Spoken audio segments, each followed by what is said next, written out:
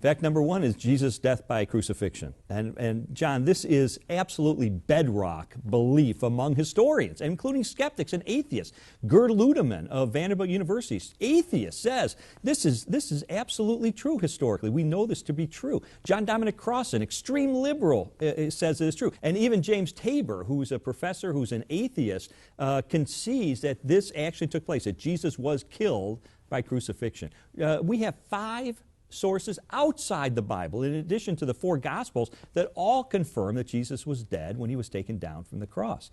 So, historically speaking, there's no dispute about this. You would have to be on the radical, loony fringe, people who say, oh, Jesus never existed, these crackpots that try to make these ridiculous statements. If you're a legitimate scholar, you're going to accept the fact that Jesus was put to death and came down that cross. He was not yeah, but there's a lot of popular books out there. I remember back when I was in college, you got the Hugh Schoenfield's The Passover Plot, and you've got other people that, Jesus resuscitated in the tomb. We're going to take a look at that, but, he got out somehow, and he went either to Egypt or he went to Spain. I mean, Jesus the traveler, or even to India. Right. I still say, the answer to that is, what kind of condition would he have been in if somehow he had survived the cross? How would that convince his followers to be so excited about someday having a resurrection body like this too, and to build a whole worldwide movement based on this glorious hope?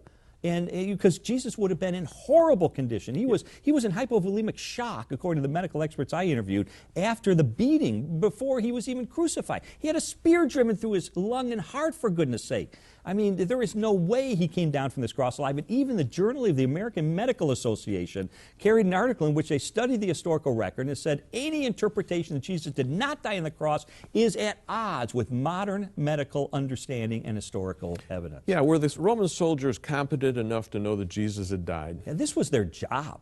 This is what they did for a living.